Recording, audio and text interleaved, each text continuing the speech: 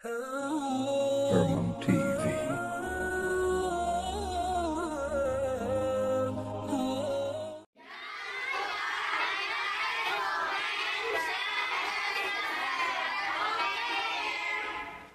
Salawat dan salam kita sampaikan kepada Nabi kita Muhammad sallallahu alaihi wasallam. Bapak Ibu yang dirahmati Allah, bulan yang lalu kita masih membahas tentang ada 7 manhaj ya dalam beribadah yang disampaikan kepada kita oleh ulama yang ternama, yaitu Muhammad Al-Ghazali, Imam Al-Ghazali, dan kita kutip dari kitab beliau Minhajul Abidin. Kita sudah membahasnya yang pertama kemarin dengan manhaj yang pertama dengan ilmu dan ma'rifah kepada Allah Subhanahu wa taala. Yang kedua dengan bertaubat, dan yang ketiga ini tahapan yang sedang kita lewati, yakni mengenal godaan-godaan. Godaan itu ada yang dari alam, ada yang dari manusia, ada yang dari setan, yang kemarin dan sedang kita bahas. Dan yang terakhir dari godaan itu adalah godaan yang keempat dari godaan hawa nafsu. Kalau godaan dari syaitan itu sudah memang jelas tegas. Allah mengatakan bahwa syaitan itu musuh yang nyata. Bahkan dalam Al-Quran disebutkan di berbagai tempat. Di antaranya Allah mengatakan, A'udzu billahi minasyaitonir rajim. Bismillahirrahmanirrahim. Ya ayyuhan nas, wahai sekalian manusia, kulu min thayyibati ma razaqnakum. Makanlah yang baik-baik dari apa yang telah diberi rezeki oleh Allah kepada kalian. Kemudian Allah mengatakan wala tattabi'u khutuwatis syaitan, dan jangan kalian mengikuti langkah-langkah syaitan. Inna syaitana lakum aduwwum mubin. Sesungguhnya syaitan itu benar-benar musuh kalian. Kemudian Allah menyebutkan ciri syaitan itu, innama ya'murukum bisu. Syaitan itu menyuruh kalian berbuat jahat, wal fahsya wal munkar. Kemudian setan juga menyuruh berbuat keji dan berbuat kemungkaran. Jadi ini sudah jelas setan itu, walaupun tak tampak oleh kita, tapi dia jelas musuh. Nafsu ini menjadi unik, menjadi berat bagi kita karena disebabkan oleh 2 alasan. Yang pertama katanya, nafsu itu seperti pencuri dan perampok dalam rumah kita. Ada pencuri, perampok, tapi pencuri perampok itu dalam rumah kita itu. Nafsu itu ada pada diri kita. Ini yang menjadi masalah. Menjadi sulit bagi kita untuk mengatasinya. Kalau di luar diri kita kan mudah. Ya mudahnya pun tetap juga susah ya, susah. Dia jadi media, menjadi alat digunakan untuk menjerumuskan kita ini. Yang kedua, nafsu ini musuh yang kita sukai. Ini yang jadi masalah. Dia musuh tapi kita senang sama dia. Jadi oleh karena itu memang bagaimana mengatasinya itu, ya, para ulama menegaskan beberapa hal kepada kita untuk dapat mengatasi kejahatan yang ditimbulkan oleh nafsu ini. Dari sejak zaman Nabi Adam alaihissalam, ya, nafsu ini dijadikan betul alat oleh musuh-musuh kita, terutama setan itu, untuk menjerumuskan kita. Ya. Terlepas dari kisah Nabi Adam, karena tentu Rasul itu dipelihara oleh Allah dari segala dosa dan kesalahan. Tapi kita melihat bahwa Nabi Adam dan Hawa itu memang walaupun itu skenario Allah untuk dijadikan sebagai khalifah Allah di bumi, sebabnya dibuat dengan nafsu. Ketika Allah melarang mendekati pohon itu, lantas kemudian tetap didekati karena ada nafsu, ada keinginan. Anak Nabi Adam alaihissalam, Qabil, membunuh saudaranya juga karena nafsu. Kalau kita urut terus kejahatan-kejahatan manusia sampai sekarang ini, nafsu. Orang mencuri, merampok, korupsi, ya kan? Itu juga karena nafsu. Lalu bagaimana cara mengatasinya? Kita langsung saja ke sini. Katanya ada 3 tindakan yang bisa digunakan untuk menekan nafsu ini. Jadi nafsu ini memang tidak bisa seperti kita bermusuhan dengan musuh kita bunuh langsung habis, tak bisa. Karena kalau tak ada nafsu ini tak ada pula kehidupan.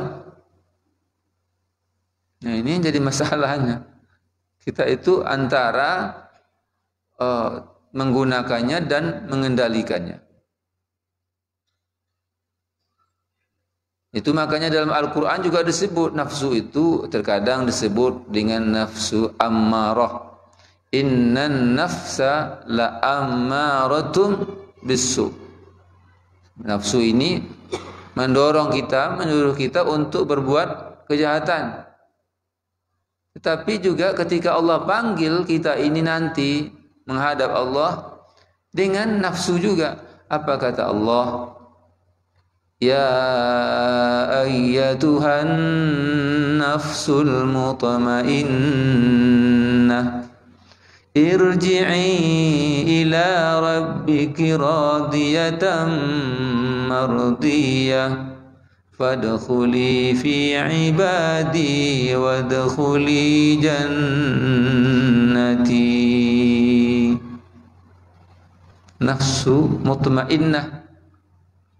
Jadi nafsu ini ketika dia dikendalikan, maka dia akan menjadi nafsu mutmainnah. Bagaimana caranya?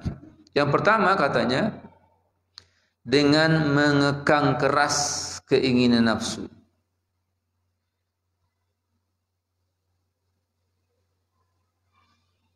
Katanya sebab binatang yang bandel sekalipun akan melemah apabila makanannya berkurang. Cara mengekangnya itu dengan mengendalikan makan kita. Itu makanya kita itu disuruh berpuasa. Makan ya sampai kenyang saja. Terasa kenyang udah berhenti. Ya kan? Nah, bukan sampai enggak sanggup lagi menelan. Kalau sanggup lagi menelan, itu sudah memperturutkan hawa nafsu. Hadis ada menjelaskan tentang perintah terhadap pemuda untuk menikah. Apa kata Allah? Kata Rasulullah, ya ma'syarus syabab, wahai para pemuda, man istata'a minkumul ba'ah falyatazawwaj. Barang siapa di antara kalian yang mempunyai kemampuan untuk menikah, maka hendaklah kalian menikah. Jadi menikah itu perintah bagi orang yang punya kemampuan. Tapi kata Rasulullah, barang siapa yang tidak sanggup, belum punya kemampuan, maka hendaklah dia berpuasa. Kenapa? Fa innahu lahu wija. Karena puasa itu menjadi benteng. Dapat mengendalikan nafsu kita. Apa yang membuat puasa itu bisa menjadi benteng? Pertama, niat dia berpuasa. Berarti dia sedang beribadah. Orang yang sedang beribadah biasanya terpelihara dari kecenderungan berbuat maksiat, memperturutkan hawa nafsunya. Itu yang pertama. Yang kedua, faktor yang kita makan, karena yang masuk ke dalam perut kita itu sedikit, dan kemudian nafsu kita pun jadi berkurang. Itu contoh nyata bahwa dengan mengendalikan diri dalam hal makanan itu bisa dapat menundukkan nafsu kita. Jadi makan tuh ya sampai kenyang saja, bukan sampai kekenyangan. Beda kan? Kalau sampai kenyang, bahkan kalau para ahli sufi itu makan tuh sekedar dapat menegakkan tulang belakang katanya. Biar sanggup duduk gini ya. Kalau tak makan tak sanggup duduk. Begitulah kira-kira. Itu kalau sampai tahap ini, orang bukan hanya sampai kenyang makan tuh, sekedar dapat menegakkan tulang belakang. Mungkin level kita belum bisa sampai ke sini. Setidaknya sampai kenyang udah terasa, berhenti. Dia masalahnya kan, kita sudah kenyang, tapi menengok sambalnya ini masih berselera, ya kan? Tambah cie, tambah cie. Tambah lagi, dan energinya inilah yang kemudian susah kita mengendalikannya. Terutama yang masih sehat-sehat, yang kuat-kuat makan. Itu yang pertama. Ini perlu dikendalikan. Bukan tak boleh, tapi perlu dikendalikan. Yang kedua,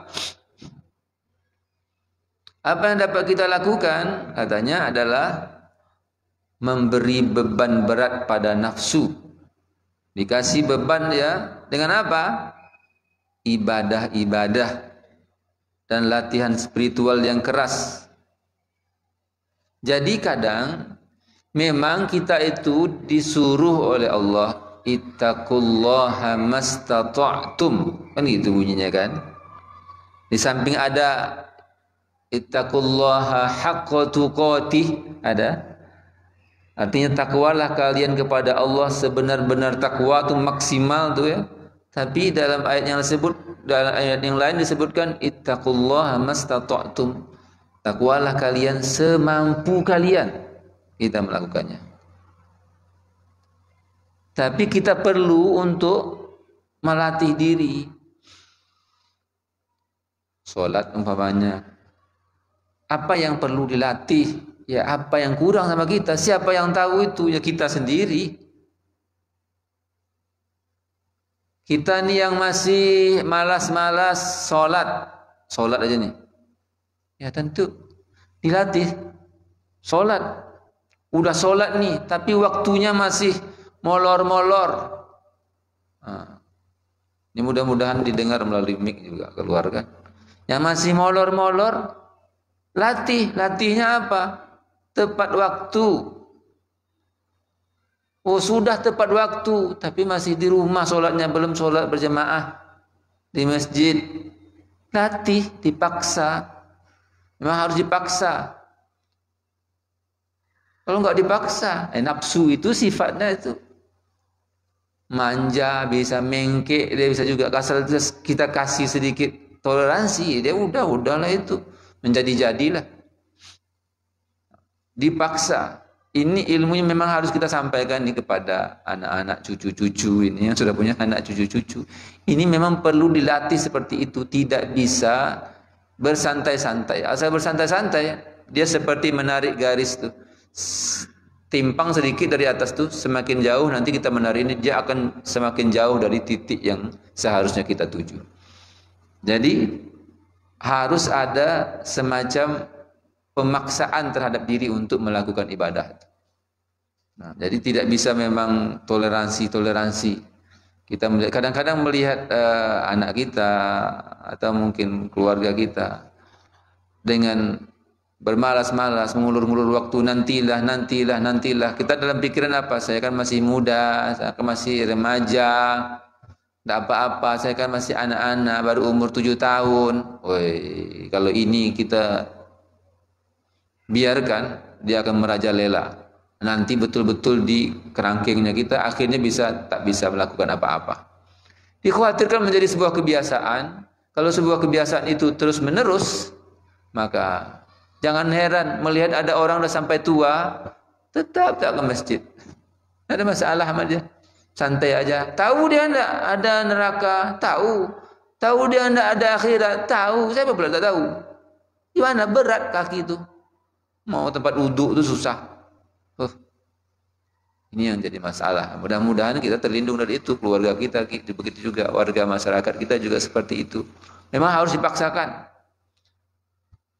Udah datang ke masjid, mau datang ke masjid itu yang susah kadang-kadang kalau kita perhatikan. Nah, ini bagi penuntut ilmu, ada perbedaan pendapat itu kadang-kadang ada untungnya juga. Umpamanya soal solat berjamaah. Di kalangan kita kan solat berjamaah di masjid, terutama laki-laki, ya paling ada yang bilang fardu kifayah. Asal ada orang solat berjamaah di masjid itu udah aman lah, sudah selesai lah, sudah. Ada sunat abad, sunat yang sangat diberatkan. Tapi ada mengatakan itu merupakan fardu ain, kewajiban. Nah, kalau ada perbedaan pendapat seperti itu kan cukup untuk menakutkan kita itu. Bahkan dalam sebuah hadis disebutkan kalau ada orang sholat berjamaah, Nabi itu akan membakar rumahnya.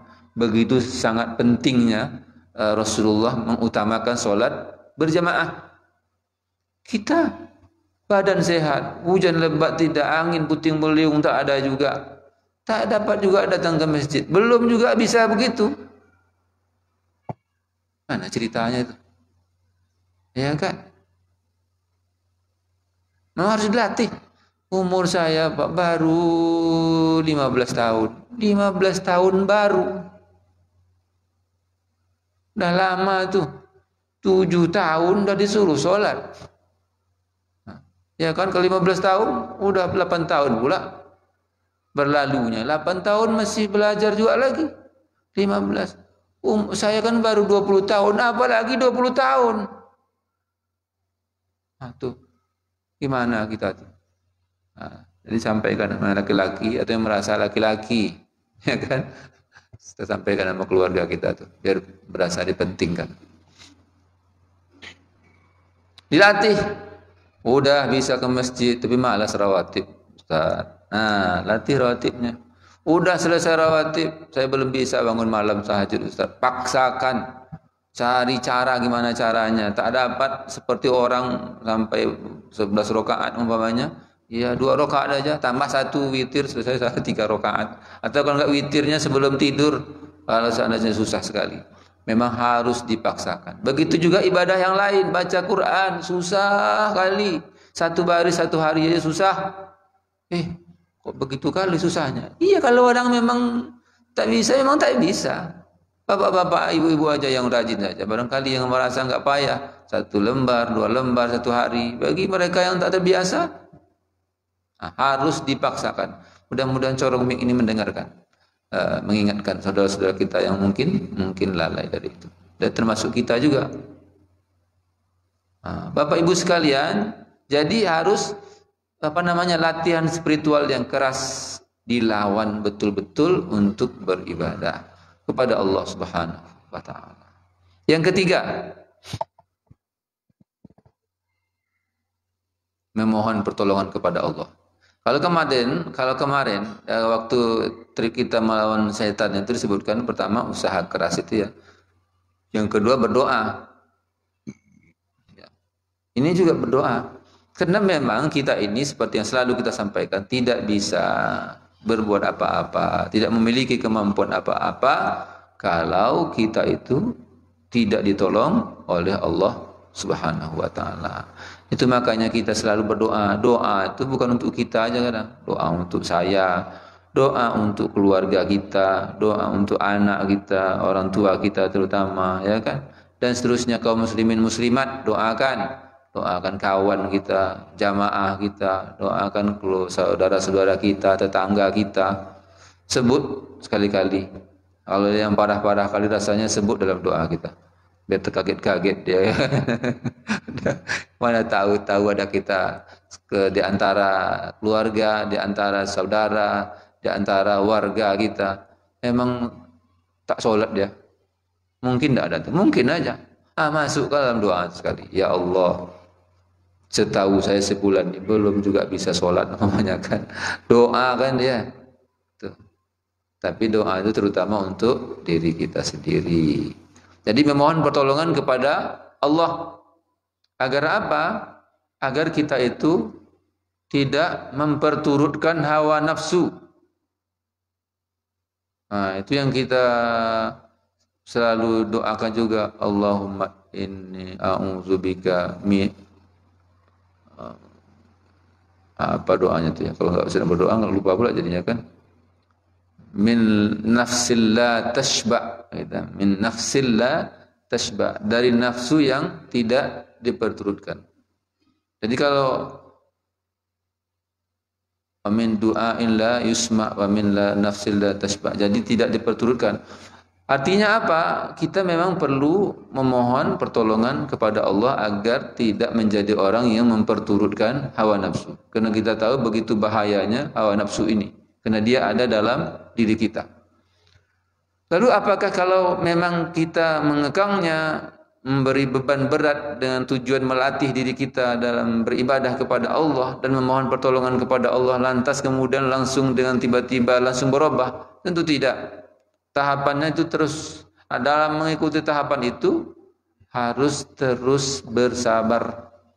Tak mudah untuk mendapatkan meraih kebebasan dari tidak mengikuti hawa nafsu ini. Karena dia musuh yang ada dalam diri kita. Mengendalikannya itu merupakan suatu kewajiban supaya kehidupan kita ini tetap berlangsung. Ya kan, kesukaan orang terhadap makanan. Bayangkan kalau orang tak makan-makan mati. Ya kan tak mungkin. Jadi artinya mengendalikan makan. Suka orang kepada lawan jenis. Itu yang disebut oleh Al-Qur'an, zuyyina lin-nasi hubbus syahawati minan nisa.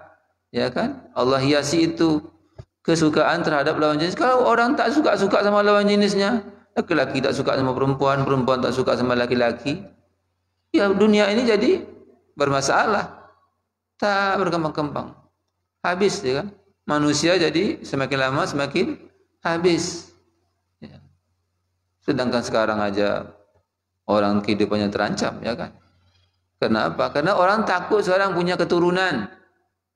Keturunan 2 cukup, laki-laki perempuan sama saja. Satu bahayanya kan? Orang takut apa? Takut dunia ini penuh katanya. Mana pula sebanyak orang lahir, sebanyak itu pula orang yang meninggal dunia. Yang kedua, timbul bahaya lain. Orang suka sama pasangan yang sejenis. Laki-laki suka sama laki-laki, perempuan suka sama perempuan. Kan kacau urusannya. Dunia ini tetap juga jadi berbahaya. Di samping menimbulkan banyak penyakit, juga akan menimbulkan tidak adanya perkembangan manusia. Kenapa? Karena tak mungkin laki-laki sama laki-laki kemudian nanti bisa melahirkan anak. Tak mungkin. Dari mana pula datangnya ada laki-laki bisa melahirkan? Perempuan sama perempuan kemudian bisa melahirkan? Tidak bisa juga. Lalu bagaimana dengan kehidupan manusia, perkembangannya? Tentu akan terancam. Bapak Ibu sekalian yang dirahmati Allah Subhanahu wa taala. Oleh karena itu tidak ada jalan lain, tentu caranya adalah dengan mengendalikan hawa nafsu. Bagian berikutnya di dalam kitab Minhajul Abidin ini disebutkan bahwa takwa katanya itu menjadi senjata melawan godaan setan dan nafsu. Takwa itu dapat menjadi senjata untuk melawan godaan setan dan nafsu. Apa sebenarnya takwa ini? Sebenarnya apakah dia memang betul-betul dapat bisa menjadi senjata kita untuk melawan hawa nafsu ini? Bahwa takwa itu penting, satu ungkapan yang selalu diucapkan dalam Islam. Buktinya waktu orang khutbah Jumat tuh, kalau tak ada pesan takwanya, itu khutbahnya batal. Ada yang ceramah nih, khutbah tak ada pesan takwanya. Tiba-tiba langsung selesai aja kan, alhamdulillah rabbil alamin, kan? Dan seterusnya itu tak ada pesan takwa dalamnya. Baik itu secara jelas atau tidak jelas. maka yang di depan ini berkewajiban untuk mengingatkan khatib. Mengingatkan khatib ini tak sama dengan mengingatkan imam. Kalau mengingatkan imam, cukup baca subhanallah. Imam ini harusnya dia tasyahud awal, mau tegak dia, begitu nampak dia udah mengangkat lututnya itu, langsunglah ucapkan subhanallah. Jangan memikir-mikir pula dulu, ini saya salah apa imam salah nih. Kan gitu kadang-kadang. Saya salah apa imam salah, akhirnya diam aja. Udah assalamualaikum, seperti kejadian kita pernah kan gitu. Assalamualaikum udah, baca zikir udah berdoa udah, baru sampai Ustaz tadi kayaknya Ustaz itu lupa. Ya, tak kemana-mana sudah. Ya, makanya memang ya di samping imam itu memang mesti juga fokus konsentrasi. Ya namanya manusia pasti kadang-kadang bisa terlupa. Di belakang imam tuh siap-siap juga lah, paham hukum fikih tentang sholat berjamaah. Nanti kentut imamnya, lagi sujud pula dia kentut tuh. Sedang sujud, berbunyi tak berbunyi tidak masalah lah kan. Yang penting dia kentut. Kentut imam ni, lantas kemudian keluar dia. Si imam tu pun tak tentu dia mau ngasih tahu bagaimana caranya ke makmum yang di belakang. Kata si makmum yang di belakang ni, imam kok lama kali sujudnya. Kok tak bangun-bangun. Lalu gimana caranya mau menggantikan imam ketika sujud tu? Kalau tak ada ilmunya kacau lah tu urusan. Jadi yang di belakang imamnya hati-hati juga lah sikit-sikit. Iya kan? Hati-hati, perlu belajar tentang fikih. Tanya nanti guru yang ngajar fikih ini waktu pengajian. Ya, bunyinya kan mudah urusannya. Tuh makanya perlu ya, perlu Bapak Ibu sekalian. Baik, takwa kalau khatib nih langsung aja ngacung. Khatib tinggal pesan takwanya, bilangnya begitu langsung. Nanti diulang sama khatib lagi secara ringkas. Selesailah itu. Jangan marah-marah. Udah jadi khatib lama-lama udah pandai juga khatib, turunlah kau sini. Bertinju pula sama khatib itu nanti. Cukup dibilang begitu saja, disampaikan. Diulangnya itu kalau khatib mengerti. Ya, biasanya khatib mengerti lah. Harusnya kan. Pentingnya takwa itu maka mesti dipesankan waktu khutbah itu. Nah, kita selalu bilang takwa itu katanya adalah menjunjung tinggi segala perintah Allah, kan gitu. Dan meninggalkan semua larangan Allah. Itu secara umum seperti itulah. Menjaga diri kita, berhati-hati untuk tidak melaksanakan larangan Allah Subhanahu wa taala, untuk melaksanakan perintah Allah dengan sebaik-baiknya.